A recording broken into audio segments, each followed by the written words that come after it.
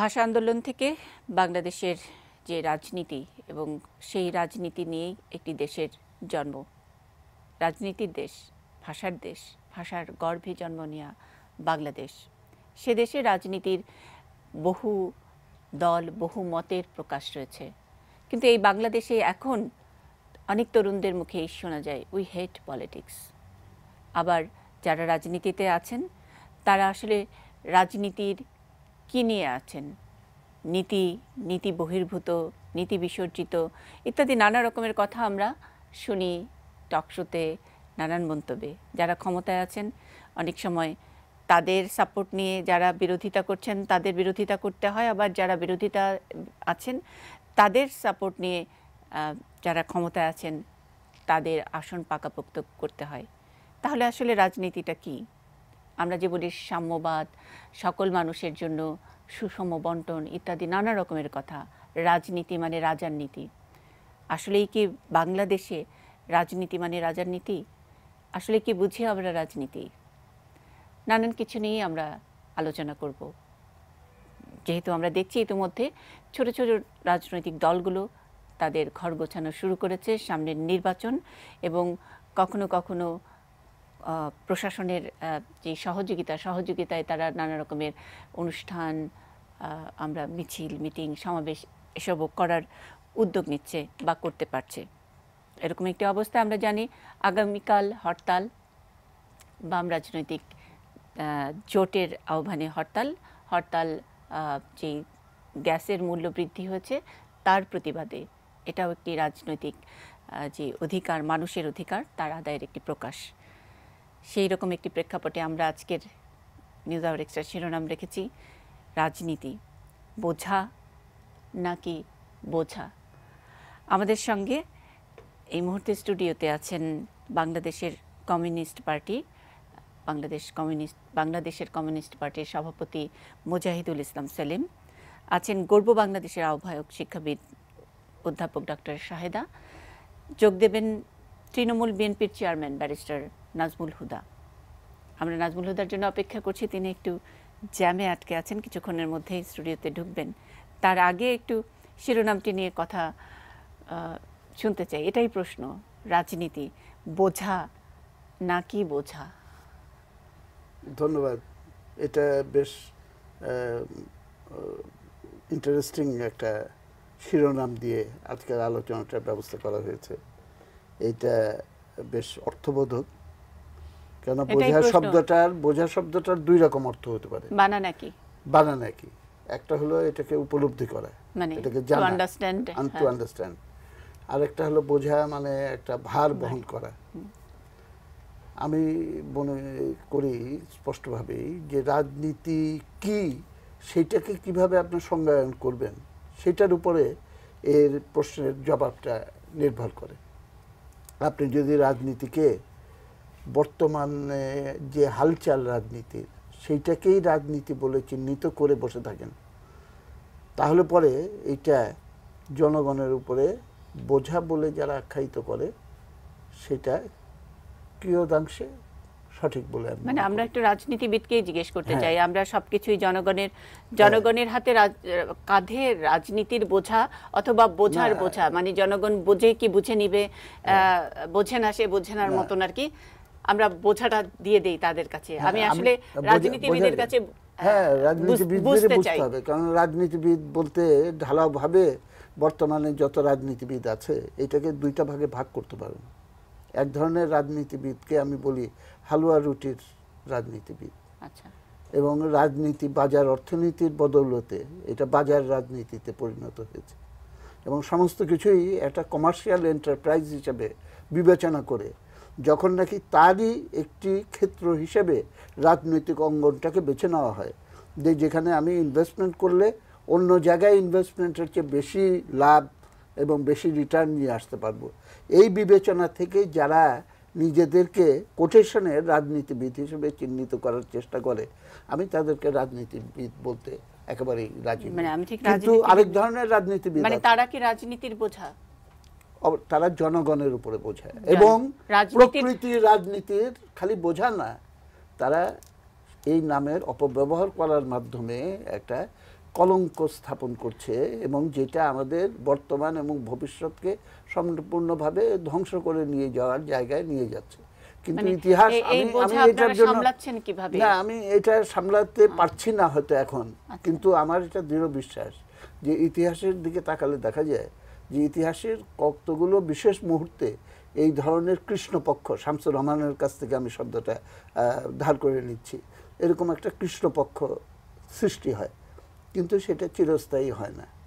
কেননা শেষ বিচারে আপনি রাজনীতি বলতে জনগণের বাইরে যেই সমাজটা বা যেই অংশটা, সেটাও চূড়ান্ত বিচারে নির্ধারিত হয় কিন্তু জনগণের দ্বারা, এবং সেটা কিভাবে কতদিনে জনগণের ইচ্ছাটা সেই ক্ষেত্রে প্রয়োগ হয়ে ফলাফল দেবে সেইটা অবশ্য আগাম কেউ বলে দিতে পারে না। কিন্তু ইতিহাসের প্রক্রিয়াটাও তার মানে ঘুরে ফিরে আবার সেই বোঝাটা যত না রাজনীতিবিদদের জন্য বোঝা, সেটা জনগণের জন্য আরো বেশি বোঝা হয়ে দাঁড়ায় বা দাঁড়াচ্ছে। এইটার আরেকটা অ্যাসপেক্ট থেকে আমি বলতে চাই, যেমন গ্রিক দার্শনিকরা এবং রাজনীতিবিদরা যারা রাজনীতিকে প্রথম উদ্ভাবন করেছিল, তারা কিন্তু একটা কথা বলতো, এবং এটা এখনো কারেক্ট, যে man is by nature a political animal, এবং কোনো মানুষই রাজনীতির বাইরে না। এখন রাজনীতি আর রাজনৈতিক দল এই দুইটাকে একাকার করে ফেললে পরে কিন্তু আপনি বিশ্লেষণটা বুঝতে পারবেন না। এবং রাজনৈতিক দলের কাঠামোর ভেতরে যেই শক্তিটা এবং যেই সাংগঠনিক জালটা বিস্তৃত হয়ে আছে, এবং সেটার সঙ্গে যারা নেতা বলি, কর্মী বলি, ক্যাডার বলি যারা যুক্ত হয়ে আছে, তাদের আচরণ দ্বারাই কিন্তু রাজনীতির মর্ম কথাটা কোনো সময় সম্পূর্ণভাবে প্রতিফলিত এরকম মনে করার মোটেও কোনো কারণ নেই। মানে সুতরাং এইটা হলো এক ধারার ভেতরে আমরা দেখছি। আরেকটা যেটা সনাতনভাবে চলছে, কোনো সময় শক্তিশালী হয়, কোনো সময় এটা একটু মার্জিনালাইজড হয়ে যায়, সেটা হলো নীতি আদর্শের ধারায় যারা রাজনীতিটাকে জনগণের স্বার্থ সম্পৃক্তভাবে যারা, মানে সবসময় তো জনগণই তো আপনাদের সামনে ঢাল হয়ে থাকে, এবং জনগণের কাঁধ, জনগণের পিঠ অনেক অনেক শক্তিশালী, এবং সব বোঝাই আপনারা সবসময় জনগণের উপরে। আমরা এটা ঠিক না, এটা জনগণের উপরে দেবে না বলে যে এটা জনগণের, না আমি উল্টাটা বলতে চাই। দেখেন, তা নাহলে বুঝবেন না জিনিসটা। জনগণই তো আমাদেরকে সৃষ্টি করবে এবং করা উচিত, এবং এই বিশ্বাসের উপরে ভিত্তি করে যারা রাজনৈতিক কর্মকাণ্ডে যোগদান করে, এবং মানে এই বোঝাটা মানে বোঝা জনগণ বুঝে যদি আপনাদেরকে সৃষ্টি করে তাহলে আর এটা বোঝা হয় না। কিন্তু জনগণের বুঝের বাইরে আপনি যদি বাইরে থেকে আরোপিত হয়ে জনগণের খবরদারি করার জন্য কাজে নিয়োজিত হন, এবং আরো নিকৃষ্ট যে জনগণের উপর খবরদারি না, আপনি ব্যবসায়িক স্বার্থে নিজেকে রাজনীতিবিদ সাজিয়ে জনগণের সামনে হাজির হন, সেটা সম্পূর্ণ বিপরীতমুখী একটা চরিত্র ধারণ। আচ্ছা, আমরা একটু ডক্টর শাহেদার কাছ থেকে জানতে চাই, যে কথা বললেন মুজাহিদুল ইসলাম সেলিম, যে যদি জনগণ বুঝে রাজনীতিবিদকে তৈরি করেন তাহলে আর ওইটা আসলে রাজনীতির বোঝা হয়ে দাঁড়ায় না, রাজনীতির ব্যাগেজ, এটা কি বলবো, বোঝাটা একটু নেগেটিভই অর্থ, সম্পদ, ওইটা সম্পদ হয়। আমাদের বাংলাদেশে কি আপনি কোনো একটা উদাহরণ দিতে পারবেন যে জনগণ বুঝে শুনে রাজনীতিবিদ তৈরি করেছে যেটা বোঝা হয়নি? সাম্প্রতিক সময় নেই। আর আমি আপনাকে অভিনন্দন জানাচ্ছি, আপনি সুন্দর একটা টপিক নিয়ে শুরু করেছেন। বোঝা, একটা বোঝার শব্দ হচ্ছে বার্ডেন, আর একটা বোঝার শব্দ হচ্ছে উপলব্ধি বা আন্ডারস্ট্যান্ড। তো এখন যখন আমরা এই প্রজন্মকে দেখি, বা যারা ইয়াং জেনারেশন বলতে দেখি বুঝাই আমি আন্ডার 40, তো এরা যারা এখন রাজনীতি নিয়ে কথা বলে, বা এরা যখন রাজনীতি করতে চায়, করছে, তারা কিন্তু না বুঝেই করছে, কিছুই না বুঝে করছে। কারণ তাদের একজন গুরু থাকে যাকে তারা ফলো করে, এবং সেই গুরু যা বলে সেটাই তারা মেনে নেয়।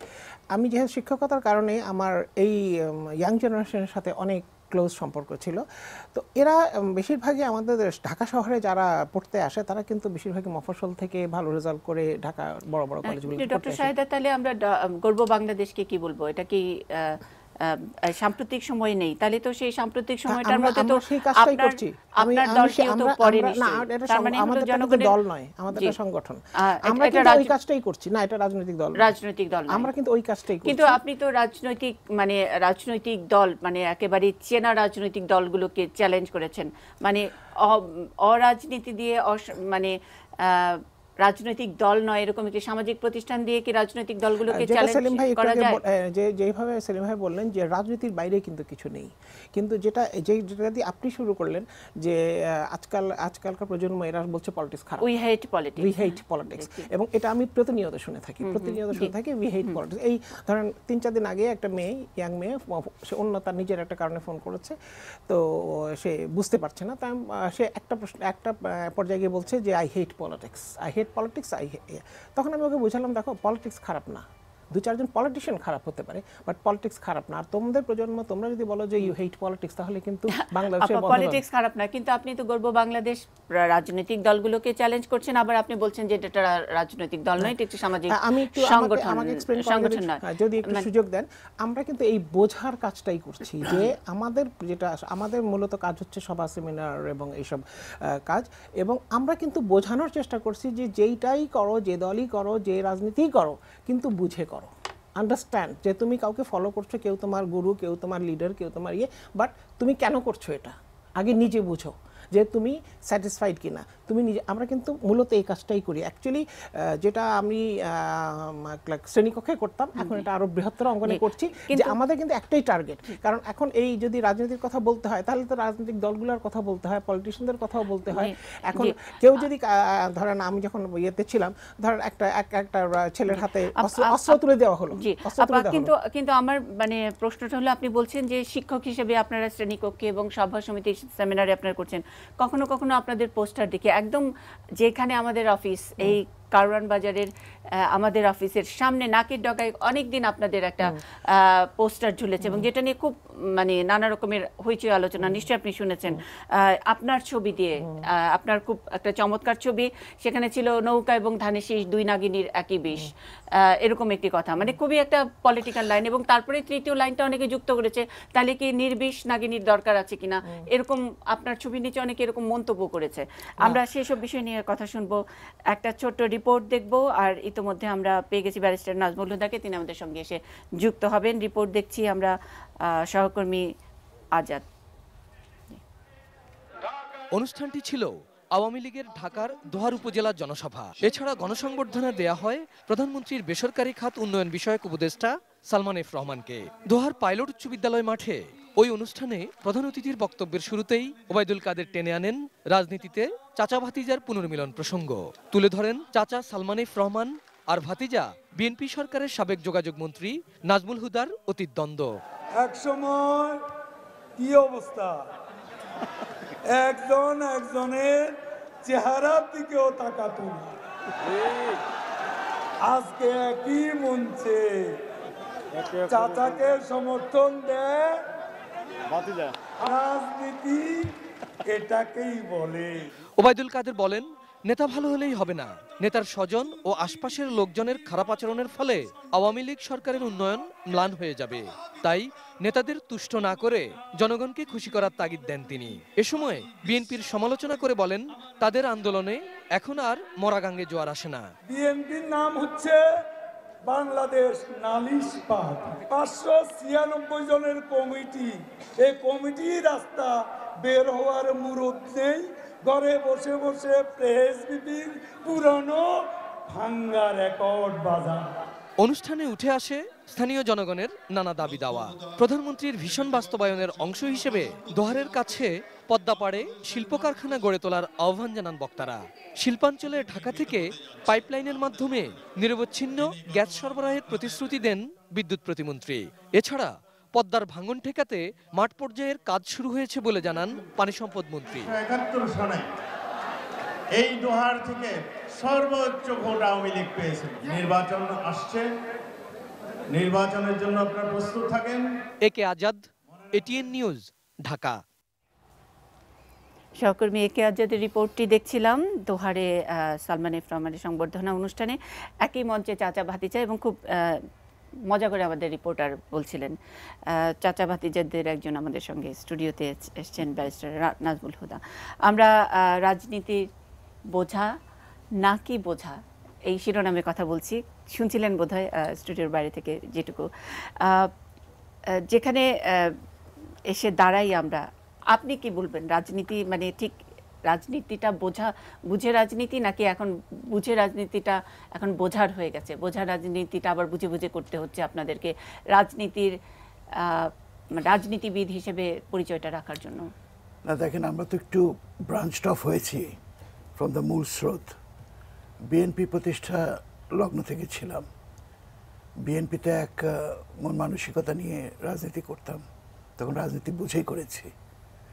কিন্তু পরবর্তীতে মনে হচ্ছে রাজনীতিটা ঠিক বুঝতে পারছি না, রাজনীতি কোন দিকে যাচ্ছে, কিভাবে সেটা শেষ হবে, পরিণতি কি হবে। অবশ্যই মনে যথেষ্ট সন্দেহের উদ্রেক তখন হয়েছিল, বিশেষ করে যখন দেখেছি রাজনীতি অনেকটা বলতে গেলে ডেলিবারেটলি একটা সহিংস দিকে চলে যাচ্ছে, এবং সেই সহিংসতা সাংঘর্ষিক একটা রাজনীতি, মুখোমুখি পাল্টাপাল্টি অবস্থানে রাজনৈতিক নেতৃবৃন্দের যে অবস্থান, সেটা থেকে দেশ কি পেতে পারে না পেতে পারে এটা নিয়ে মনে অনেক সংশয় ছিল। মাঝে মাঝে ধারণা হতো যে শুধুমাত্র দুটা সদিচ্ছাই আজকে দেশটাকে অনেক উপরে নিয়ে যেতে পারে, কিন্তু সেই সদিচ্ছা কোনো সময় এক হলো না দুই নেত্রীর মধ্যে। তো তখন এইভাবে রাজনীতি না বুঝতে পেরেই কিন্তু আমি আমার দিক থেকে অন্তত সিদ্ধান্তটা এইভাবে নিলাম যে আমরা সুস্থ রাজনীতির মাধ্যমে সুশাসন চাই, এবং আমাদের রাজনীতি এখন অত্যন্ত ক্লিয়ার, বুঝেই রাজনীতি করছি। এখন মন্ত্রী এমপি হওয়াটা কিন্তু একটা বিরাট বড় বিষয় বলে আমি মনে করি না। আমি মনে করি আমাদের দেশে একটা সিস্টেম আসা দরকার, গণতন্ত্রকে সুসংহত করতে হবে, জনগণের ইচ্ছার প্রতিফলনে যাতে নির্বাচনের রায় হয়, এবং সত্যিকার অর্থে যাতে একটা জনগণের সংসদ স্থাপিত হয়, এবং সেই সংসদে যাতে জনগণের সরকার প্রতিষ্ঠিত হয়, যারা জনগণের কাছে জবাবদিহিতা করবে। এই রাজনীতিটাকে প্রতিষ্ঠা করার জন্য মানে আপনি আসলে বিএনপির একেবারে প্রতিষ্ঠাতা সদস্য হিসেবে কখন এসে বুঝতে পারলেন যে আসলে বিএনপির রাজনীতিটা একটা বোঝা? এটা বুঝতে খুব বেশি একটা কষ্ট হয়নি, কারণ অনেক অনেক ভুল সিদ্ধান্ত, অনেক সিদ্ধান্তহীনতা, এই সব কিছুই অ্যাডাপ্ট করেছে আমার এই কনসেপশনে, এবং একের পর এক ভুল শেষ পর্যন্ত যখন ইভেন নির্বাচনকে বর্জন করা, এটাও আমি তখন অবশ্য বেরিয়ে গেছি, কিন্তু তারপরেও নির্বাচনকে বর্জন করা যে কত বড় ভুল ছিল এখন সেটা হারে হারে টের পাচ্ছে। কাজে আমার ওই ভুল সিদ্ধান্ত এবং সিদ্ধান্তহীনতা সব কিছু নিয়ে আমার মনের মধ্যে এই জিনিসটা এসছে। মানে কারণ আমরা দেখেছি এর আগে না ভুল সিদ্ধান্ত বিএনপি নেতৃত্বের, আচ্ছা বিএনপি নেতৃত্বের, কারণ এখানে বেশ কয়েকটা ঘটনাও ঘটেছে, যেমন মাননীয় প্রধানমন্ত্রীর দিক থেকে তখন অফার করা 5টা মন্ত্রণালয় দিয়ে একটা সমঝোতায় আসা, সেখানে এই অফারটা না নেওয়ার কোনো কারণই আমি দেখি না।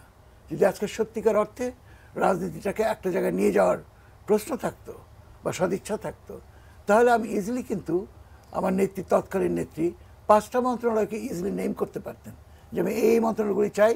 এখন আপনি even for the purpose of তাকে পিন ডাউন করার জন্য করা উচিত ছিল, কিন্তু সেখানেও তিনি কোনো রকমের সংলাপ নিয়ে অনেক খেলা হলো। তো এগুলোই তো গণতন্ত্র। 35 বছর যে দলটির সঙ্গে ওতপ্রোতভাবে ছিলেন আপনি, মানে অন্যতম ফ্যাক্টর ছিলেন ব্যারিস্টার নাজমুল হুদা, তো বিএনপির ফ্যাক্টর। আপনিও বোঝাতে পারেন নাই, আপনার সেই সময়কার নেত্রী তিনি বোঝেন নাই, আপনার সময় লেগেছে 35 বছর, এবং 2010 সালে আপনি বিএনপি থেকে পদত্যাগ করার কথা ঘোষণা করেছেন, এবং নভেম্বরে, এবং আমার মনে আছে আমাদের এই স্টুডিওতে এসে আপনি কথা বলেছিলেন। তারপরে কিন্তু অনেকগুলো পরিবর্তন। এখন কি ব্যারিস্টার নাজমুল হুদা, আমিও একটু কনফিউজ ছিলাম যে সত্যি আমি আমার প্রডিউসারকে জিজ্ঞেস করছিলাম যে আমরা ঠিক জায়গাটি লিখছি কিনা, যে ব্যারিস্টার নাজমুল হুদা তৃণমূল বিএনপির চেয়ারম্যান, ঠিক লিখছি কিনা, কারণ এর আগে আমি যতবার আপনাকে ইন্টারভিউ করেছি নানান সময় নানান রকমের নাম। এখন কি রাজনীতিটা আপনার কাছে কি মানে রাজনীতি করতে হবে সেই কারণে এটা একটা বোঝা হয়ে গেছে কিনা? সত্যিকার অর্থে আমরা সুশাসনের সন্ধানে আছি, এবং এটা ঠিক যে একটা রাজনৈতিক দলের জন্ম হয়, নানান ধরনের প্রেক্ষাপট বা পরিস্থিতি থাকে সেখানে।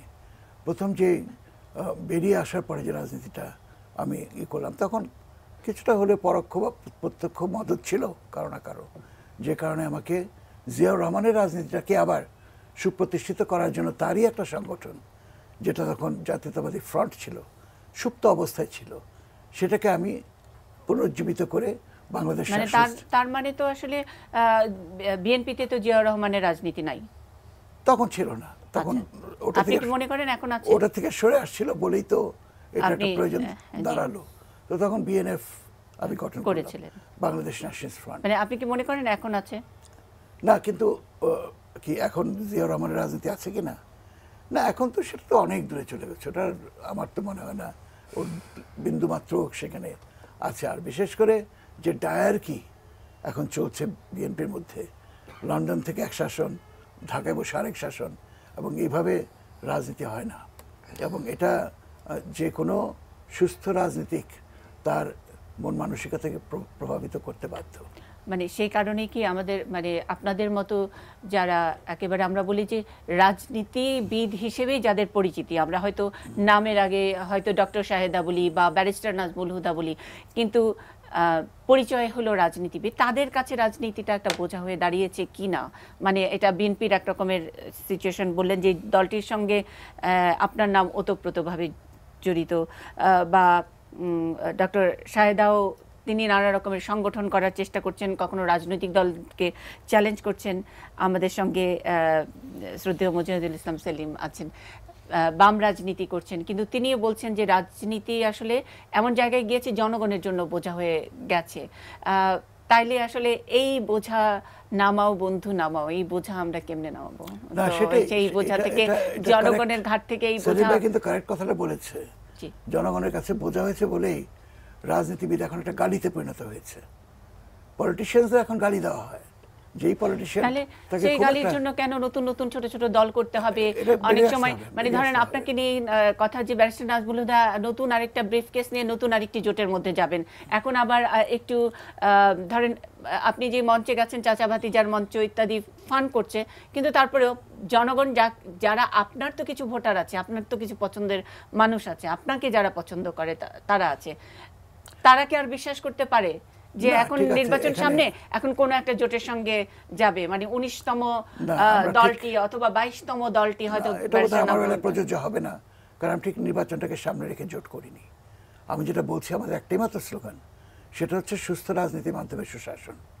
এবং সেই সুস্থ রাজনীতি যারা করতে চান তাদের মধ্যে অনেকেই স্বতঃস্ফূর্তভাবে আমার এখানে জয়েন করে আমার নিজের তাদেরকে অ্যাপ্রোচ করতে হয়নি, যে কারণে আমার জোটটা যতই নাম সর্বস্ব বলেন এটা 31টা দল নিয়ে এই জোট, এবং এটার নাম দিয়েছি আমি জাতীয় জোট। সে একটা দল থাকলে এটা জাতীয় জোটই থাকবে, কিন্তু সেই এখানে স্বতঃস্ফূর্তভাবে সবাই ওই একটা স্লোগানকে নিয়ে নেমেছে যে না, আমাদের দেশে এই সাংঘর্ষিক রাজনীতি পরিহার করতে হবে, হরতাল বিক্ষোভের রাজনীতি দিন শেষ, আসেন আমরা একটা গঠনমূলক রাজনীতির মাধ্যমে দেশে গণতন্ত্র প্রতিষ্ঠা করি, গণতন্ত্রের মাধ্যমে সুশাসন প্রতিষ্ঠা করি, মানবাধিকার সম্মত সমাজ প্রতিষ্ঠা। আমরা যখন চ্যালেঞ্জ করেছিলাম, আমরা যখন শুরু করেছিলাম, তো তখন কিন্তু আমরা বলেছি যে যেভাবে বড় দুটো দল যাচ্ছে সেটা জনগণের কাছে কিন্তু একটা বোঝা হয়ে যাচ্ছে। কিন্তু সামাজিক চ্যালেঞ্জ ছিল না, যদিও আপনি সামাজিক সংগঠন হিসেবে আপনি দাবি করছেন, কিন্তু প্রধান দুই রাজনৈতিক দলের দুই নেত্রীকে ইঙ্গিত করে বলেছিলেন। অ্যারিস্টটল, প্লেটো, সক্রেটিস, এমনকি মিল্টন যিনি কবি হিসেবে পরিচিত, ওনার কিন্তু মেইন ইয়ে ছিল অ্যারিওপেজিটিকা, যে জন্য ওনার জেল পর্যন্ত কাটতে হয়েছে, এবং ওটা that was A totally political একটা ইয়ে ছিল। সুতরাং পলিটিক্স নিয়ে কথা যে কেউই বলতে পারে, এটা সে সাংগঠনিক দল করুক আর যে পলিটিক্স নিয়ে, বিকজ এটা সবার একটা অধিকার। তো আমি যেটা বলতে চাচ্ছি যে দেখেন, যখন আমরা এই চ্যালেঞ্জটা ছুড়েছিলাম তার বহু বছর পরে, আজকে 5 বছর পরে আমরা দেখতে পাই যে ঠিকই একটি দল, বড় একটি দল মানে নামতে নামতে এবং ব্যর্থ হতে হতে তারা একটা রাজনৈতিক দল থেকে প্রায় একটা সমিতিতে চলে এসছে, বিকজ এত ডিস্টেন্স তাদের অ্যাডমিনিস্ট্রেশন, এত ডিস্টেন্স লন্ডন থেকে টাইশুট করে একরকম ভিডিও ফুটেজ আছে আসে এখান থেকে, এবং এখন না তাদের কোনো কর্মসূচি সফল হয় না, এবং কর্মসূচি সফল না হওয়া মানেই কর্মীদের মন ভেঙে যাওয়া। সুতরাং তারা কতটুকু রাজনৈতিক আছে, কতটুকু রাজনৈতিক দল আছে, সেটা একটা প্রশ্নবোধক চিহ্ন। অপরদিকে আমরা দেখতে পাচ্ছি যে বর্তমান মাননীয় প্রধানমন্ত্রী উনি কিন্তু নিজেকে এভরিডে ইমপ্রুভ করছেন, শি ইজ ইমপ্রুভিং এভরিডে, এবং উনি গ্লোবাল একজন রাজনীতিবিদের মধ্যে পরিণত হচ্ছেন, এবং ক্রমাগত উনি ওনাকে ইমপ্রুভ করছেন। আমাদের কথা এটা নয় যে এটা যখন হচ্ছে যে যখন আমরা দুজনের মধ্যে আমরা একটা দেখছি, তখন দেখছি যে অটোমেটিক্যালি তাদেরকে চেঞ্জ হতে হবে। তো একজন চেঞ্জ হয়ে নিচের দিকে যাচ্ছে, আরেকজন চেঞ্জ হয়ে উপরের দিকে যাচ্ছে, এবং আমরা সেটাই চাই যে somebody has to change, কেউ না কেউ। এখন যেটা উনি বললেন যে বিএনপির 101টা ভুল আছে, 101টা ভুল আছে, এবং তারা নিজেদের কারণেই তারা এই ভুল করছে। তো সুতরাং যদি এখন কেউ যদি বিএনপি করে, সে তো বুঝেও না। এখন আপনি যে নতুন বিএনপিতে ঢুকেছে তাকে জিজ্ঞেস করেন যে জিয়াউর রহমানের 19 দফা কি, সে বলতে পারবে না। সে কি ওই আমার পাড়ার ভাই করতে বলেছে তাই করি, আমার বাবা করছে তাই করি, বাট সে কিন্তু কিছুই জানে না এদের নীতি আদর্শটা কি। হ্যাঁ, তারেক ভাই আগামী দিনের প্রাইম মিনিস্টার, ভালো কথা, কিন্তু প্রাইম মিনিস্টার হবেন কি করে উনি কোন প্রক্রিয়ায় উনি আসবেন, উনি কিভাবে উনি ফলো করবেন? সুতরাং চ্যালেঞ্জটা এই কারণেই দরকার যে মানুষকে একটা দেখানো, বোঝানো যে না, মানুষ তো যে কোনো সময় চেঞ্জ হতে পারে। একটা পলিটিশিয়ান ভুল করছে, সে কিন্তু চেঞ্জ হতে পারে। আজকে যেরকম বিএনপি বলছে যে তারা শেখ হাসিনার অধীনেও নির্বাচনে যেতে রাজি, ঠিক আছে, যদিও তারা এদিক ওদিকের কথাবার্তা বলছে। আমি যতটুকু বুঝেছি ব্যারিস্টার নাজমুল হুদাই হোক আর আপনি হন, দুজনেই আসলে বিএনপির শুভাকাঙ্ক্ষী, বিএনপির ভালো চেয়েছেন, ভালোটা বুঝতে পারছে না, এই কারণে এখন যারা ভালো করছে তাদের দিকে আপনাদের একটু ইঙ্গিত আছে। নাজমুল হুদা সাহেবের তো আরো বেশি লাগার কথা। কিন্তু ভালো রাজনীতিবিদরা যারা ভালো রাজনীতি করতে চায় তারা তো দুঃসময়ের বন্ধু থাকে। আপনারা কি দুঃসময়ের বন্ধু কোন রাজনৈতিক দলে? আমি একটু এই প্রসঙ্গে, আপনি ভালো প্রসঙ্গ তুলেছেন, দুঃসময়ের বন্ধু চেনাটা কিন্তু খুব জরুরি। কারণ এই যে 2-3 দিন আগের একটা খবর যে বেগম খালেদা জিয়া তথাকথিত সংস্কারপন্থী বলে যারা পরিচিত তাদেরকে ডাকছেন এবং তাদেরকে কথা বলছেন, গভীর রাতে কথা বলছেন, ঘর গোছানো শুরু হয়েছে না, কিন্তু এটা উনি অনেক দেরিতে বুঝেছেন। জি, ওটা যখন অনেকটাই বিএনপি ভেঙে গেছে, কারণ প্রতিটি যে সাবেক এমপি ছিল সে যে সংস্কারপন্থী বলে কিছু নাই, কারণ সংস্কার কিন্তু আমরা প্রতিদিনই করি। আপনি আজকে এই স্টুডিওটা আছে, আপনি যে সুযোগ পেলে স্টুডিওকে আরও সুন্দর করবেন, আরও সংস্কার করবেন, যে সংস্কার কিন্তু আমাদের প্রতিদিনের একটা অংশ। সুতরাং সংস্কারপন্থী বলে কাউকে দূরে সরিয়ে দেওয়া এটা ঠিক হয়নি। এবং যখন একটা এলাকার সে নেতা বা একটা এলাকার সে এমপি, কিছু লোক তো তার পিছনে আছে, তো যখন ওই লোকটাকে সরিয়ে দেওয়া হয় তখন কিন্তু ওই তার লোকগুলো সরে যায়। প্লাস হলো যে এই যে মাঝখানে পেট্রোল বোমা গেল, অবরোধ গেল, এত কিছু গেল, এতে অনেক অনেক মানুষ সরে গেছে, অনেক মানুষ সরে গেছে, কারণ মানুষই মারামারিতে পেট্রোল বোমা থেকে থাকতে চায় না। তো সুতরাং এখন উনি বিএনপির নেত্রী, উনি চেঞ্জ হয়ে খারাপের দিকে গেছেন। আমার প্রশ্নটা একটা বিরতিতে যাব। আমি অনেকগুলো ছোট ছোট পয়েন্ট এসছে, অবশ্যই মুজাহিদুল ইসলাম সেলিম উত্তর দেবেন। মানে দলের চেয়ে জোট বড়, আর যেটা বলছেন রাজনৈতিক দলগুলোকে কি সামাজিক সংগঠন দিয়ে চ্যালেঞ্জ করা যায় কিনা, দুঃসময়ের বন্ধু ইত্যাদি নানান প্রশ্ন নিয়ে। কিন্তু দর্শকের একজন দর্শক আছেন অনেকক্ষণ ধরে প্রশ্ন নিয়ে। হ্যালো জি, আসসালামু আলাইকুম। ভালো আছেন? জি ভালো আছি, প্রশ্ন করবেন। আমি সেলিম ভাইকে আমার দক্ষিণ সংগ্রামের শুভেচ্ছা জানাচ্ছি। সেলিম ভাই আসসালামু আলাইকুম। ওয়ালাইকুম সালাম। সেলিম ভাই, আমার অত্যন্ত শ্রদ্ধাভাজন ব্যক্তি আপনি, এবং শুধুমাত্র আপনার রাজনৈতিক দর্শন আদর্শ প্রশ্ন করবেন। প্রশ্নটা যে আজকে আমার এই যে ট্রফিসে যে বিষয়টা আছে, বোঝা না না বোঝা রাজনীতি, এই বিষয়ে আমি সেলিম ভাইয়ের কাছে একটি স্পষ্ট বিষয় জানতে চাচ্ছি যে আজকের রাজনীতি বিভিন্ন, আমরা অটোমান সাম্রাজ্য দেখছি, বিভিন্ন সাম্রাজ্যের শাসন দেখছি, মোগলের ইতিহাস পড়ছি, শাসন দেখি ইতিহাস শুনছি, বিভিন্ন জটিলতা, বিভিন্ন রকম সমস্যা ছিল। বর্তমানে তার চেয়ে অনেক ভালো না, অনেক খারাপও না। কিন্তু বর্তমান যে সমস্যাটা দাঁড়াইছে বর্তমানে, সেটা হচ্ছে এই সন্ত্রাস এবং জঙ্গিবাদ, বিশেষ করে সাম্প্রদায়িকদের দ্বন্দ্ব, ফাসাদ, বিভিন্ন রাজনৈতিক নেতৃবৃন্দ আমাদের দেশে এনেছে বা তার পৃষ্ঠপোষকতা করেছে। আপনারা তো স্পষ্ট রাজনীতি করেন, আপনাদের প্রতিনিধিত্ব না থাকলেও অন্ততপক্ষে আপনাদের কথাগুলো আমরা যারা সচেতন আছি বোঝার চেষ্টা করি, বুঝি, কিন্তু আপনাদের তো এই ভূমিকাগুলো স্পষ্টভাবে নেওয়া উচিত এবং দৃঢ়ভাবে বলা উচিত যে আচ্ছা, আপনি পরামর্শ দিচ্ছেন যে দৃঢ়ভাবে নেওয়া উচিত, কোনো স্পেসিফিক প্রশ্ন নেই। অনেক ধন্যবাদ যোগ দেওয়ার জন্য। আমরা নিউজ ফ্ল্যাশের জন্য বিরতিতে যাচ্ছি, বিরতির পরে ফিরছি।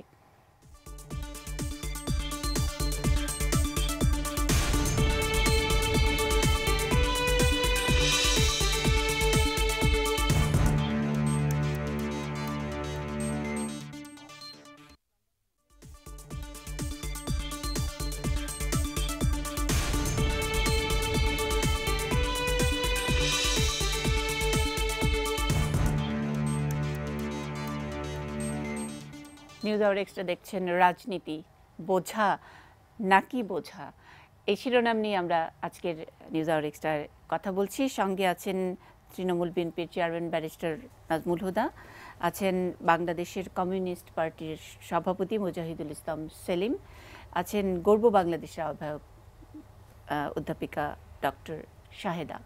আমরা বিরতিতে যাবার আগে একজন প্রশ্ন করেছিলেন, তার আগে ছোট ছোট 3টি পয়েন্ট যেটা ব্যারিস্টার নাজমুল হুদা বলেছেন এবং ডক্টর শাহেদা বলেছেন, সেই ব্যাপারে একটু মন্তব্য করবেন মুজাহিদুল ইসলাম সেলিম। ধন্যবাদ। আমরা ইতিমধ্যে আলোচনাটা বেশ বিস্তৃত ক্যানভাসে ছড়িয়ে দিয়েছি। সেই সবগুলো বিষয়ে হয়তো গভীরে আলোচনা করা সম্ভব হবে না। আমি কাটাভাবে কয়েকটা কথা বলতে চাই। আমার প্রথম কথা হলো, রাজনীতির হালচাল নিয়ে আলোচনা করতে হলে আমরা আলোচনাটা যদি কেবলমাত্র আওয়ামী লীগ আর বিএনপিকে কেন্দ্র করে সীমাবদ্ধ রাখি, তাহলে আমরা কোনো হদিস পাবো না। এবং অনেক সময় এরকম মনে হবে যে আমাদের দেশবাসীর উপরে এই প্রশ্নটাই তুলে দেওয়া হয়েছে যে মন্দের ভালো কোনটা। তা আমি অনেক সময় বলি, অনেকে বলে যে আপনি এইভাবে বলাটা ঠিক না, যে একটা হলো আপদ, একটা হলো বিপদ। তো এই দুটার ভিতরে চয়েস যেটাই করি আমাদের দেশবাসীর সমস্যার সমাধান হবে না। কিন্তু আসল কথাই যাই, আসল কথা এর বাইরে গিয়ে কি কখনো সমাধান হয়েছে? মানে অবশ্যই হবে, আমি মনে করি এটাই হবে। এটা ইতিহাস তো শেষ হয়নি। আপনি ইতিহাসের একটা পর্বে কনক্লুশন চাইলে পরে এটা পাবেন না আর কি। মানে সেটার ইঙ্গিত পেয়েছেন? অবশ্যই হবে। এটা অন্যান্য দেশে, ইউরোপে অন্যান্য দেশে আপনি দেখবেন এরকম টু পার্টি অ্যারেঞ্জমেন্টস গুলো ভেঙে যাচ্ছে এবং বাইরের শক্তি এখন উত্থান হচ্ছে এবং সম্প্রতিকালে এটাই হলো টেন্ডেন্সি। আমরা তো আবার ডানের সরকারে যাচ্ছে। কিছু বাম ডানপন্থীদের ভেতরে যেমন পদস্থলন আছে, বামপন্থীদের ভেতরে পদস্থলন থাকবে না, এটা আপনি ধারণা করতে পারেন না। আসল কথাই যে রাজনীতি is not in the dock. আমি ঘোরতর আপত্তি করি। অপরাধ রাজনীতির না, রাজনীতির থেকে বিকৃতি সাধনই হলো অপরাধী। এবং আরেকটা কথা বলতে চাই, পলিটিক্স যখন অসুস্থ হয়, রুগ্ন হয়, তখন সেটার সমাধান রাজনীতির সুবাতাসের মাধ্যমেই করতে হবে, নট বাই অ্যান্টি পলিটিক্যাল বা বিরাজনীতিকরণের কোন প্রক্রিয়ার ভেতর দিয়ে এটা সমাধান হবে না। যেমন আরেকটা কথা খুব গুরুত্বপূর্ণ, আমি ভুলে যাব, মাথা খুব খারাপ, যে এই যে রাজনীতি যখন অসুস্থ হয়, এই অসুস্থ হওয়ার দায় কার? মানে অসুস্থতাটা করে কারা, আর সুবাতাসটাই বা কারা? আমি এটা আগে উত্তর দিয়ে দিয়েছি যে রাজনীতির দুইটা ধারা আছে। একটা হলো হালুয়া রুটির রাজনীতি, যারা রাজনীতিকে একটা ব্যবসা, ইনভেস্টমেন্ট হিসেবে বিবেচনা করে এবং সেই বিবেচনা থেকে তারা কৌশল নেয়, সেই বিবেচনা থেকে তারা বডি ল্যাঙ্গুয়েজ বলেন সমস্ত কিছু করে আর কি। আর আরেকটা আছে যে যারা মনে করে যে রাজনীতি হলো একটা আদর্শ এবং নীতির ব্যাপার, সুতরাং ক্ষমতা থাকুক আর না থাকুক আমি নীতিতে থাকবো। বঙ্গবন্ধুর বক্তৃতা ভুলে গেছেন, আমি প্রধানমন্ত্রিত্ব চাই না, আমি দেশের মানুষের মুক্তি চাই, এরকম সাহস করে বুকের পাটা নিয়ে বলুক। আমরা এবার প্রেসিডেন্টের সঙ্গে যখন কথা বলতে গেলাম যে অবাধ নিরপেক্ষ নির্বাচন, আমরা অনেক প্রপোজাল দিয়েছি, সেটা আজকে আলোচনার বিষয় নয়, কিন্তু প্রাসঙ্গিকভাবে বলতে চাই, প্রেসিডেন্টকে আমরা বললাম যে আপনি একটা কাজ করেন, সব দলকে নিয়ে এসে একটা আন্ডারটেকিং নেন যে আমরা জেতার জন্য চেষ্টা করব, কিন্তু পরাজয়ের জন্য আমরা তৈরি থাকব। এখন এই তথাকথিত মূলধারার দলগুলো তারা পরাজয়ের জন্য তো তৈরি না, তারা বিজয় নিশ্চিত করার উদ্দেশ্যেই সমস্ত কিছু করছে। আমি তো আসলে এই প্রশ্ন জিজ্ঞেস করছিলাম, যে ডক্টর শাহেদাকে জিজ্ঞেস করছিলাম যে আসলে রাজনীতিবিদ যারা রাজনীতি ফিরিয়ে আনতে চায় তারা তো রাজনীতি দুঃসময়ে সহযোগিতা করে। এখন যারা নাকি ক্ষমতায় থাকে তাদের দিকেই যখন নাকি অন্য ছোট রাজনৈতিক দলগুলোর যখন নাকি একটু পক্ষপাতিত্ব থাকে, তখন আসলে কি রাজনীতি জেতে? তখন কি রাজনীতি বোঝা হয়ে দাঁড়ায় না? সম্ভবত একটা হিসাবে ভুল করছেন, যেটা আজকে ছোট কালকেও ছোট সেটা থাকবে, ছোট না। সেটা আচ্ছা, তাহলে হবে বড় না। হওয়ার জন্য সেটা বড় গাছই সেটা আসলে- জনগণই নির্ধারণ করবে, এটা আগে আমি বলে গেছি জি। যে জনগণই আলটিমেটলি যখন সে বুঝতে শিখবে তখনই এটা কিন্তু নির্ধারণ। আপনি একটা বলছেন এবং অনেকেই বলে যে রাজনীতি এখন সবাই বলে উই হেট পলিটিক্স, যে এটা তরুণরা বলে, তরুণরা আমি বলছে, জি। অস্বীকার করি না, কিন্তু এই কথা আমাকে শুনতে হয় যে আপনারা বোকা, জি। জীবনে কিছু করতে পারলেন না। আমি জবাব দেই যে আল্লাহর কাছে একটু দোয়া করে এরকম বোকা লোকের সংখ্যা যেন বাড়ে। ডাক্তার ভিপি ছিলেন, অমুক ছিলেন, ই ছিলেন, তো কিচ্ছু করতে পারলেন না। মনীষীন সম্পর্কে বলে যে একটা বোকা, জীবনে কিছু করতে পারলেন মানে না। বাংলাদেশে কি এই কারণে রাজনীতি করাটা অনেক সহজ, যে অনেক বেশি বোকা লোক এই কারণে? না, মানে বোকা লোকের অভাব, বোকা লোক সংখ্যায় কমে গেছে। না, অল্প কিছু অতি চালাক লোক বলেই আসলে অনেক বোকা লোককে ঠকিয়ে রাজনীতি করছে অথবা রাজনীতিটাকে বোঝা বানাচ্ছে। না, এটা আমি বলেছি ইতিহাসের ধারায়। ইতিহাস তো কেবলমাত্র টেবিলে বসে নির্ধারিত হয় না, এইটা আন্তর্জাতিক এবং জাতীয় ঘটনাবলীর প্রবাহের ভেতর দিয়ে হয়। যেমন রাজনীতি আলোচনা করতে বসেন, সবাই বলবে পজিশন অপোজিশন, পজিশন অপোজিশন, এই হিসাব দিয়ে কোনোদিন রাজনীতি বুঝতে পারবেন না। রাজনীতি বুঝতে হলে দুইটা জিনিস বুঝতে হবে, একটা হলো শ্রেণী, কোন শ্রেণীর স্বার্থ রক্ষা করছে। যেমন আওয়ামী লীগ সম্পর্কে বলি, জানি না ওনারা একমত হবেন কিনা। আওয়ামী লীগে পাকিস্তানি আমলের নেতৃত্ব করতো কারা? স্কুল মাস্টার, উকিল সাহেব, অর্থাৎ মধ্যবিত্ত শ্রেণী। এখন আওয়ামী লীগের নেতৃত্ব করছে লুটেরা ধনিক শ্রেণী, আর বিএনপি জন্মলগ্ন থেকে এই শ্রেণীকে পৃষ্ঠপোষকতা করছে। এটা দ্বিমত করতে পারেন, কিন্তু আমি বলি এটা তার ক্লাস বেসিস। ক্লাস বেসিসটা একটা ইম্পর্টেন্ট। সেকেন্ড হলো পলিটিক্স হলো সবসময় তার যে নীতি দৃষ্টিভঙ্গি সেইটা কোনো সময় সামনে আসে না, এবং সেইটা করতে হলে আপনাকে বলতে হবে দক্ষিণপন্থী, মধ্যপন্থী, বামপন্থী, তার নীতি আদর্শের ধারাগুলোকে আপনাকে চিহ্নিত করতে হবে। এখন সেই বিবেচনা না করে আপনি যখন পাওয়ারটাকে প্রধান পাওয়ারপন্থী, এবং অনেক গল্প আছে যে আমি সবসময় তো এক দলই করেছি, সবসময় সরকারি দল করেছি, সরকার বদল হয় আমি কি করব, ক্ষমতা বদল হয়, ক্ষমতা বদল হয় আমি কি করব, ওর জন্য আমাকে দল বদলের লোক বলে আপনি আখ্যায়িত করতে পারেন না। এগুলো তো সত্য ঘটনা। তো এই যে বিবেচনাগুলো, এইটা আমাদের রাজনীতিটাকে বাণিজ্যিকীকরণ এবং দুর্বৃত্তায়নের ভিতরে নিয়ে গেছে। বাজার অর্থনীতি, বাজার রাজনীতির জন্ম দিয়েছে, এবং নমিনেশন বাণিজ্য থেকে সমস্ত কিছু, এই সিস্টেমটা যখন প্রিডমিনেন্ট হবে ততক্ষণ পর্যন্ত সুস্থ রাজনীতি আপনি আনতে পারবেন না। ওর জন্য কোশ্চেনটা আওয়ামী লীগ আর বিএনপির ভেতরে কে কম খারাপ সেটা চুজ করার বদলে বরঞ্চ সুস্থ ধারার রাজনীতি যেটা এখন মার্জিনালাইজড হয়ে আছে, সেই মার্জিনালাইজড জায়গাটাকে মূল স্রোতে নিয়ে আসা ছাড়া আমি এই সমস্যার সমাধান মানে আসলে আমরা যদি ওই যে সেই নাটকের ডায়লগের মতো বলি যে দেয়ালে পিঠ ঠেকে গেছে, আমাদের রাজনীতির, সুস্থ রাজনীতির কি দেয়ালে পিঠ ঠেকে গেছে? এখন কি তাইলে দেয়ালে পিঠ ঠেকলে তো তাইলে আবার রিভাইভ করার কথা, আবার ফেরত আসার একটা জিনিস সবসময় খেয়াল রাখবেন, কোনো সময় সমাজ বিশ্লেষণ বা রাজনৈতিক বিশ্লেষণ ওয়ান ট্র্যাকে করা যায় না। আপনাকে মনে রাখতে হবে আদার ফ্যাক্টরস আর ইন্টারঅ্যাক্টিভ। ইন্টারন্যাশনাল তো আছেই, কিন্তু তার চেয়েও ডমিনেন্ট হলো জনগণ কিভাবে। আমি এই যে আপনি বললেন শুরুতে যে আগামীকাল আমরা হরতাল ডেকেছি 12টা পর্যন্ত, সবাইকে আমরা বলেছি যে আপনারা ঘর থেকে 9টা 10টায় না বের হয়ে 12টায় বের হন, তাহলে পরেই সমর্থনটা আমি হাজার হাজার মানুষের সঙ্গে গণসংযোগ করলাম, একটা লোকও কিন্তু আমি পেলাম না যারা বলল যে আপনি ভুল করছেন, এবং আমাকে বলে যে আপনাদেরকে রেসপেক্ট করি কিন্তু আপনাদের কাছ থেকে খুব বেশি এক্সপেক্ট করি না। এই জায়গাটা হলো প্রবলেমটা। এই রেসপেক্টটা আসলে ভিত্তি করে কথাটা ইম্পর্টেন্ট। এই কিন্তু এক্সপেক্ট কেন করতে পারে না, মানে এই এক্সপেক্ট কেন এখনো আমরা দৃশ্যমান শক্তি হিসেবে এখনো আবির্ভূত হতে পারিনি। কিন্তু সব রাজনৈতিক দলই তো, সব মানুষ, মানে যিনি জনমানুষের জন্য কথা বলেন তিনি তো এই দৃশ্যমান হয়ে তো আবির্ভূত হওয়ার জন্যই তো রাজনীতি করেন। কালকেই দৃশ্যমান হতে পারি যদি আমি দুর্বৃত্তায়ন এবং বাণিজ্যকরণের ধারায় চলে যাই, কিন্তু আমি যদি নীতিতে ঠিক থাকি তাহলে আমার দৃশ্যমান হতে একটু সময় লাগতে পারে। আমি সেটা করব নাকি রাতারাতি দৃশ্যমান এবং জনগণের কাছে গ্রহণযোগ্য এবং বিশালত্ব নেওয়ার জন্য আমিও তাদের পদাঙ্ক অনুসরণ করে অধপতনের ভেতরে চলে যাব। আমি আই হ্যাভ চোজেন যে ঠিক আছে নীতি আদর্শ এইটা ধরেই আমি অগ্রসর হব। আজকে ছোট আছি, কালকে বড় হব। এবং বঙ্গবন্ধুকে তো আমরা আগে থেকেই চিনি। তিনি যখন 6 দফা দিলেন তখন যে মিটিংগুলো করতেন জেলায় জেলায়, তো সেগুলো আমরা দেখি নাই। কত লোক হতো? 200-500, এর বেশি লোক তো হতো না। কিন্তু একটা হিস্টোরিক্যাল মোমেন্টে জনগণ তাকেই বেছে নিল। জনগণ made him the leader, and being the leader তিনি কিন্তু জনগণকে আবার পথ দেখিয়েছেন এবং নেতৃত্ব দিয়েছেন আমাদের সঙ্গে। এই জন্য ইন্টারাকশন অফ পিপুল অ্যান্ড আমাদের কনস্টিটিউশনে আছে রাষ্ট্রের মালিক জনগণ। এইটা যদি রাজনৈতিক দলগুলো ট্রু ডেমোক্রেটিক পার্টি এইটাকে মর্মবাণীটা বোঝে, তাহলে পরে people should decide the course of events of a political democratic political তার মানে party. যে আবারও বোঝাবুঝির ব্যাপার আসছে। একটা হলো বোঝা, তো বুঝতে পারছে না। একটা বোঝা আর একটা হলো আন্ডারস্ট্যান্ড, বুঝতে হবে।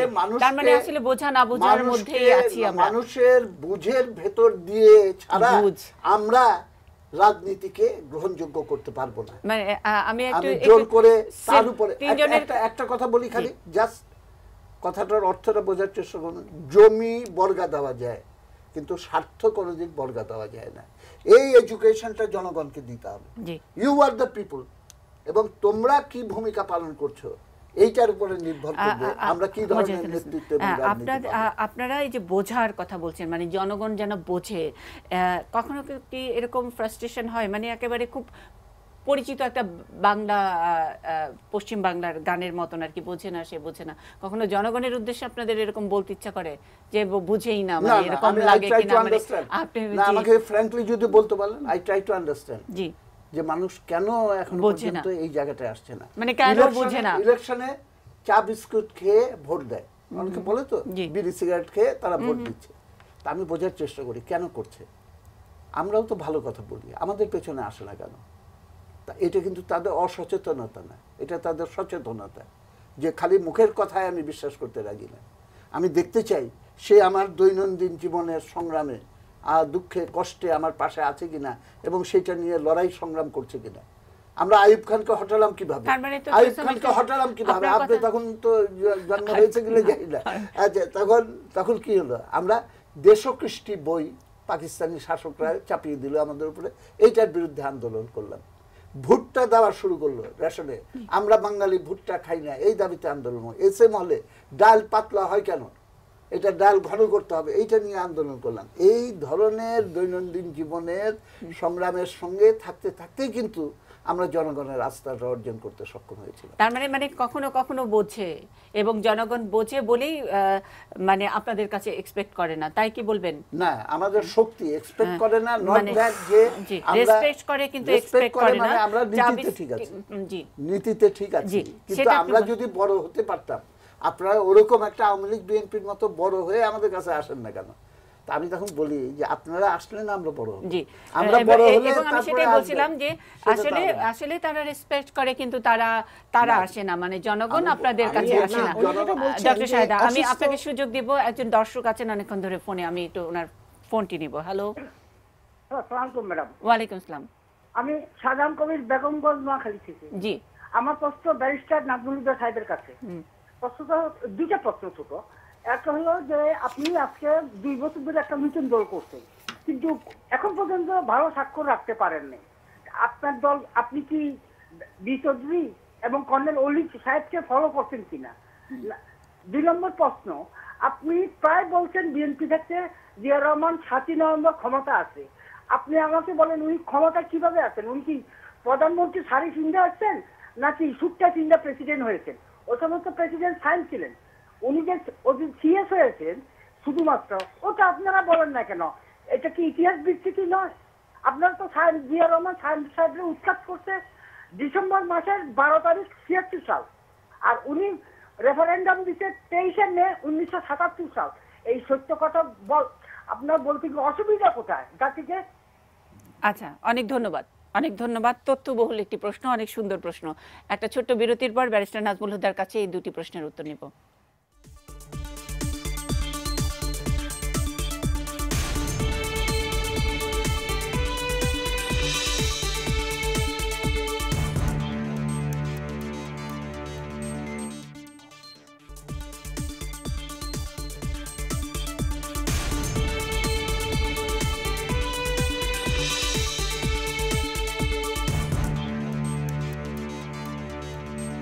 রাজনীতি বোঝা নাকি বোঝা, এই শিরোনাম নিয়ে আমরা আজকের নিউজ আওয়ার এক্সট্রা সাজিয়েছি। সঙ্গে আছেন বাংলাদেশের কমিউনিস্ট পার্টির সভাপতি মুজাহিদুল ইসলাম সেলিম, আছেন তৃণমূল বিএনপির চেয়ারম্যান ব্যারিস্টার নাজমুল হুদা এবং গর্ব বাংলাদেশের আহ্বায়ক ডক্টর শাহেদা।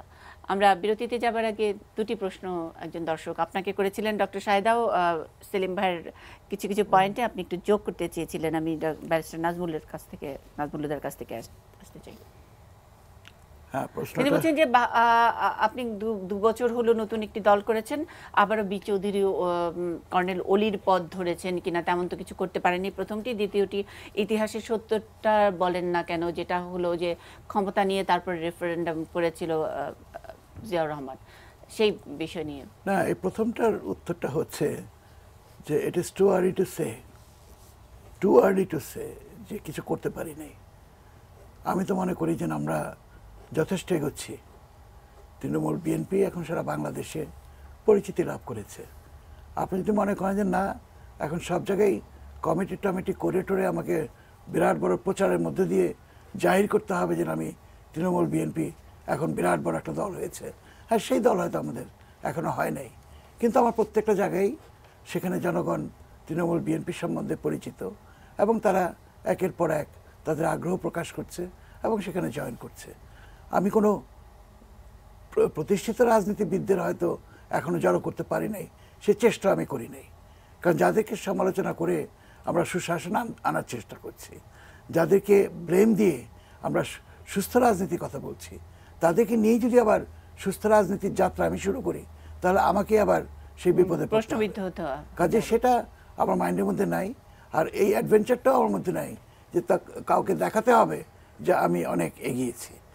কর্নেল ওলি কিংবা বৌদ্ধদা চৌধুরী তারা কি করতে চেয়েছেন না চেয়েছেন সেটা সম্বন্ধে আমার কোনো জ্ঞান নেই, তবে এটা জানি যে তারাও জোট করার চেষ্টা করেছেন। কর্নেল ওলি তো এলডিপি নিয়ে অনেক দূর এগিয়েছেন, তার পার্টিও আছে, তো এনারা কোথায় ব্যর্থ, মানে কখনো কখনো বিএনপিতে আসেন আবার যান, মানে আমরা তাদের মধ্যে দ্বিধাদ্বন্দ্ব থাকতে পারে। এখন আমি আমার একটা দিক থেকে আমি অন্তত ক্লিয়ার, সেটা হচ্ছে যে আমি মনে করি যে বাংলাদেশের রাজনীতিটা অতটা জটিল না যতটা বিভিন্নভাবে বিভিন্ন তত্ত্ববিদরা এটাকে জটিল করার চেষ্টা করেন। বাংলাদেশের সাধারণ মানুষ তারা একটা রাজনীতি বুঝে, সেটা হচ্ছে ভাত কাপড়ের রাজনীতি। আমার 5টা মৌলিক চাহিদা, অন্ন বস্ত্র বাসস্থান শিক্ষা স্বাস্থ্যের নিশ্চয়তা দাও, আমি আছি তোমার পেছনে, আমি তোমাকে ভোট দেবো, আমি তোমাকে পাওয়ারে আনবো, অথবা হোয়াট এভার। কিন্তু এর বাইরে আমাদের সেই আজকে সেলিম ভাইয়ের প্রতি শ্রদ্ধা রেখেই বলি, লেফটিস্টদের একটা ক্যারেক্টার আছে যেটা সবাই সমাদর করে। আমরা সবাই কিন্তু আপনাদের ওই একই রকমভাবে রেসপেক্ট করি, যেটা যারা বলছে রেসপেক্ট করে কিন্তু এক্সপেক্টও করে। আমরা রেসপেক্ট করি কিন্তু আপনাদের কাছে খুব বেশি একটা এক্সপেক্ট করি না, কারণ আপনারা আপনাদের রাজনীতিটাকে সেই লেভেলে নিয়ে যেতে পারবেন না until unless you have the হাতিয়ার।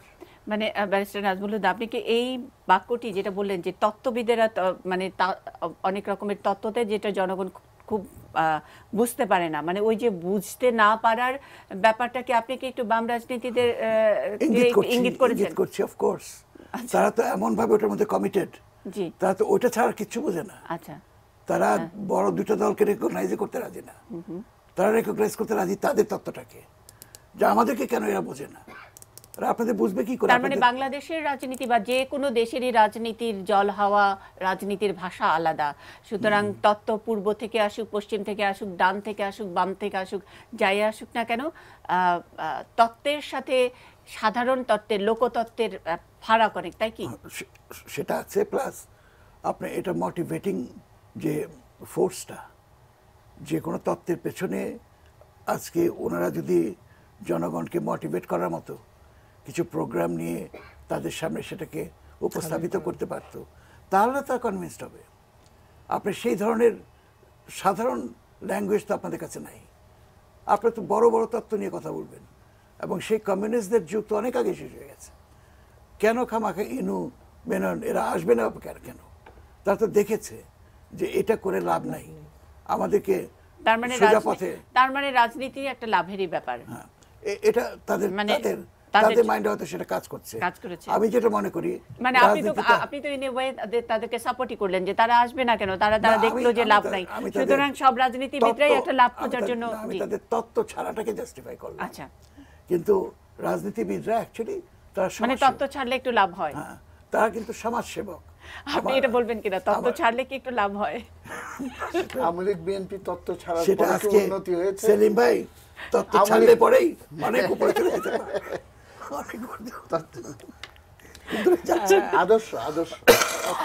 আদর্শ থাকতে হবে না, ন্যায় নীতি, জনগণের প্রতি ভালোবাসা, আত্মত্যাগের চিন্তা, এই জিনিসগুলো বাদ দিয়ে রাজনীতি করার ফলেই তো এই অধপতনটা হয়েছে। না, কিন্তু সবার কাছে আবার আদর্শের ডেফিনিশনটা ভিন্ন ভিন্ন হবে আসে, যে কার কি আদর্শ।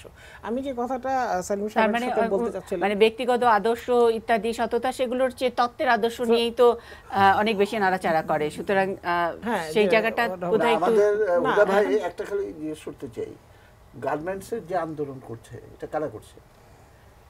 গ্যাসের দাম বাড়ালো এইটার ব্যাপারে যে আন্দোলন করছে কারা করছে? সুন্দরবন রক্ষা করার জন্য যে আন্দোলন করছে কারা করছে? শুধু আপনারা না, আমাদের শুধু আপনারা না, লেড বাই প্রধানত বামপন্থীদের দ্বারা পরিচালিত। তা না, এটা বড় বড় দল, তারাও ওই জনগণের স্বার্থটাকে চিহ্নিত করে কিন্তু তারা সেটা করছে খুবই পরে, যখন নাকি জনগণের প্রয়োজনীয়তা।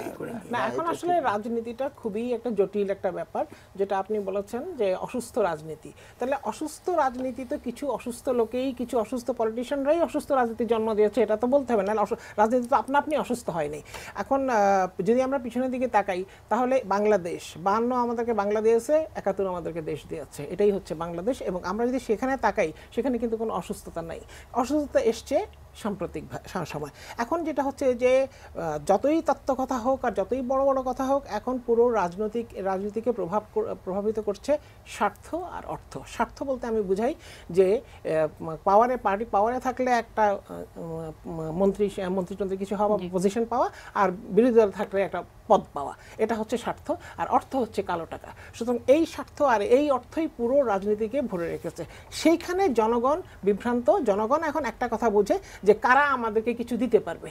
এখন তারা ওই বসে তত্ত্বকথা শুনতেও রাজি না, তারা বড় বড় বইও শুনতে রাজি না, কোনো কিছু শুনতে রাজি না। তারা যে কে দিতে পারবে, এখন যে দিতে পারবে সে সন্ত্রাসী না ভালো মানুষ না কে, সেটা কিচ্ছু আসে যায় না।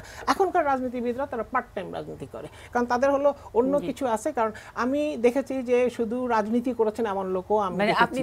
আপনি তো নিজেকে রাজনীতির দল হিসেবে আর ওন করছেন না, রাজনীতি দলের সদস্য না, ওন করছেন না, মানে গর্ব বাংলাদেশ এটা রাজনৈতিক কোনো সামাজিক সংগঠন, এখন আমি কোনো রাজনৈতিক দল। কিন্তু জনগণ যদি এরকম ইলেকশনে মানে নির্বাচনে অংশ নেবার সুযোগ আসে, জনগণ যদি ভোট দেয়, তাহলে তো নিশ্চয়ই এটাকে সামাজিক সংগঠন নিশ্চয়ই নয়। কিন্তু আমার যেই পথটা আমি চলে এসেছি, এই পথটা আমি ছাড়বো না। সেইখানে আমার যদি যেই পথে আমি এসেছি, সেই পথটা যদি আমি ধরে রাখতে পারি, তাহলেই আমি যাব, তাহলেই আমি অ্যাকসেপ্ট করবো। তাহলে নামটা তো গর্ব বাংলাদেশ, গর্ব বাংলাদেশ। আপনি আসার আগে আমি যে প্রশ্নটি করেছিলাম যে একদম কারওয়ান বাজারের নিচে যেই পোস্টারটি, যেটা ডক্টর শাহেদার একটা খুব চমৎকার একটা ছবি দিয়ে দেয়া, মানে নৌকা এবং ধানের শীষ দুই নাগিনীর একই বিষ, মানে সেটাকে একটু সমালোচনা করেই উনি গর্ব বাংলাদেশ ইত্যাদি এরকম লেখা। কিন্তু অনেকে আবার নিচে মন্তব্য করেছেন যে এখন নির্বিষ নাগিনীর দরকার আছে কিনা বাংলাদেশের রাজনীতিতে, এরকম একটি কমেন্টও কিন্তু লেখা দেখেছি আমরা। ওই পজিশন থেকে কিন্তু রাজনীতি অনেক দূরে চলে এসেছে, অনেক দূরে চলে এসেছে। একটা দল একেবারেই মানে খুঁজতে হয় আরেকটা দলকে, আরেকটা দল মোটামুটি এক না এক কন্ট্রোল চালাচ্ছে। সুতরাং সেখান থেকে কিন্তু রাজনীতি অনেক দূরে সরে এসেছে। চেঞ্জ কিন্তু প্রতিদিনের ব্যাপার। আমি কিন্তু আরেকটা কথা বলিনি, আমরা চলমান কিছু ইস্যু নিয়ে কথা শুনতে চেয়েছিলাম, যে সার্চ কমিটি, ইলেকশন কমিশন, চলমান ইস্যুটাই বলি। সেটা হচ্ছে যে বর্তমানে দেশে একেবারেই পাওয়ার ইমব্যালেন্স এবং পলিটিক্যাল ইমব্যালেন্স চলছে। পলিটিক্যাল এন্ড পাওয়ার ইমব্যালেন্স থাকলে কোনো দেশের রাজনীতি সুস্থ থাকতে পারে। ওকে, আমরা বিরতির পরে পাওয়ার ইমব্যালেন্স এন্ড পলিটিক্যাল ইমব্যালেন্স নিয়েই কথা শুনবো আমাদের আলোচকদের কাছ থেকে। সঙ্গেই থাকুন।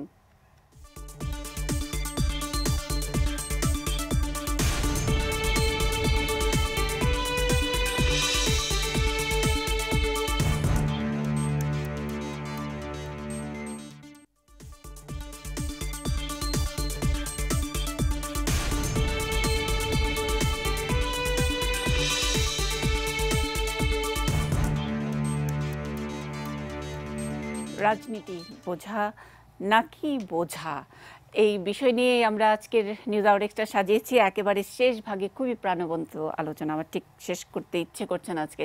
ব্যারিস্টার নাজমুল হুদা আমাদের সঙ্গে আছেন, তৃণমূল বিএনপির চেয়ারম্যান, আছেন মুজাহিদুল ইসলাম সেলিম, বাংলাদেশের কমিউনিস্ট পার্টির সভাপতি, এবং আছেন গর্ব বাংলাদেশের আহ্বায়ক অধ্যাপক ডক্টর শাহেদা। বিরতিতে যাবার আগে পাওয়ার ইমব্যালেন্স অ্যান্ড পলিটিক্যাল ইমব্যালেন্সের কথা ডক্টর শাহেদা বলছিলেন। এই বিষয় নিয়ে ব্যারিস্টার নাজমুল হুদা এবং মুজাহিদুল ইসলাম সেলিম দুজনই মন্তব্য করবেন। এখন একটা নির্বাচনী হাওয়া, আমরা সার্চ কমিটি, ইলেকশন কমিশন গঠন, নির্বাচনে কোনো নির্বাচনে বিএনপির পার্টিসিপেট করা, কুমিল্লা নির্বাচনের জন্য আমরা সিটি কর্পোরেশন নির্বাচনের জন্য দেখলাম প্রার্থী দেওয়া ইত্যাদি, একটা গোছানোর জায়গায় আসছে। সেখানে কোথাও কোথাও শুধু রাজনৈতিক দলগুলো নিজেরা গোছাচ্ছে, আবার অনেকে জোট গোছাচ্ছে। তার মানে দলের চেয়ে কোথাও কোথাও জোটও বড় হচ্ছে। ব্যারিস্টার নাজমুল হুদার যেমন 31 দল নিয়ে একটি বড় জোট, সুতরাং দলের চেয়ে তো জোট বড় হয়ে যাচ্ছে অনেক বেশি। এই বিষয় নিয়ে একটু শুনতে চাই।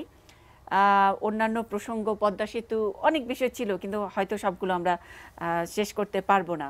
পাওয়ার ইমব্যালেন্স নিয়ে যদি শুনি, এবং দলের চেয়ে জোট বড়, সেই জায়গায়ও যে রাজনীতিবিদরা একটুখানি চেষ্টা করছেন। পাওয়ার ইমব্যালেন্স সম্পর্কে সংক্ষেপে আবার হুদা ভাই বলবেন যে তত্ত্ব কথায় চলে গেল, কিন্তু এটা বোঝার জন্য বলছি আর কি। যখন লেফট অ্যান্ড রাইটের ভেতরে প্রপার ব্যালেন্সটা না থাকে এবং মেইন ফোর্সেসগুলো দুইটাই রাইট হয়, একটা হলো রাইট আর একটা হলো এক্সট্রিম রাইট, তখন পুরা দেশের হোল সিচুয়েশন কিন্তু রাইটে শিফট করে যায়। মানে তখন রং হয়ে যায়। আপনার মনে থাকতে পারে আমরা যখন ছাত্র ছিলাম তখন ছাত্রলীগ, ছাত্র ইউনিয়ন সমানের সমান, এবং সমস্ত জায়গায় ছাত্র ইউনিয়ন জয়লাভ করে। সুতরাং ছাত্রলীগের ছেলেদেরকেও কম্পিট করার জন্য একটু কবিতা পড়তে হতো, একটু কালচার হতে হতো, একটু বই পড়তে হতো। এখন কম্পিট করতে হচ্ছে ছাত্র দলের সঙ্গে, সুতরাং তাদেরকে আরো বেশি অস্ত্র জোগাড় করতে হচ্ছে, আরো বেশি মাস্তান জোগাড় করতে হচ্ছে। This is the balance, this is the correlation. এটার ব্যর্থতা কি বাম রাজনৈতিক দলগুলো নাই? অবশ্যই আমি অস্বীকার করব কেন, আমরা সেলফ ক্রিটিক্যাল, এবং অবশ্যই সেটা কতটা আমাদের দেশে হয়েছে আর কতটা সিচুয়েশন এখানে এসেছে সেটা একটা ডিফারেন্ট কথা। সেকেন্ড, তার মানে কিছুটা অবদান আপনাদেরও আছে, অবশ্যই আমাদের প্রচুর ভুল আছে। আমরা যথাসময়ে যথা সিদ্ধান্ত নিতে পারিনি। স্বাধীনতার পর আমরা বঙ্গবন্ধু সরকারকে স্টেবিলাইজ করার জন্য যে পদক্ষেপ নিয়েছিলাম ওইটা বেসিক্যালি ইনকারেক্ট ছিল না, কিন্তু সঙ্গে সঙ্গে যদি আমরা বলতাম যে বঙ্গবন্ধুকে পছন্দ না হলে আমরা ন্যাপ আছি, কমিউনিস্ট পার্টি আছি, বামপন্থী আছি, আমাদের দিকে তাকাও, তাহলে পর্যন্ত জাসদেরও উদ্ভব হয় না, এবং তারপরে একটা রাইটিস শিফট আফটার 1975 সেই জিনিসটাও কিন্তু হতো না। যাই হোক, সেটা আলোচনা, বড় আলোচনার ভিতরে অবশ্যই। আমি আসলে এটা শুনতেও আমি আগ্রহী আপনাদের কাছ থেকে। আমরা আরেকদিনের আলোচনায় এটা তোলা থাকলো। আরেকটা প্রসঙ্গ আপনি যেটা বললেন যে দলের চেয়ে জোট বড়, কিন্তু এই সবগুলো ফর্মুলা আপনাকে চিন্তা করতে হবে। যদি প্রাইমারি প্রেমিসটা ঠিক না রাখেন যে জনগণ হলো সবচেয়ে ঊর্ধ্বে, এবং জনগণের, এবং হুদা ভাইয়ের এই বক্তব্যের সঙ্গে আমি সম্পূর্ণ একমত। নজরুলের কবিতা আছে, ক্ষুধাতুর শিশু চায় না স্বরাজ, চায় শুধু ভাত একটু নুন, ভাত কাপড় নুনের সংগ্রাম, সেই সংগ্রামটা মানুষের স্বাভাবিক চাহিদা।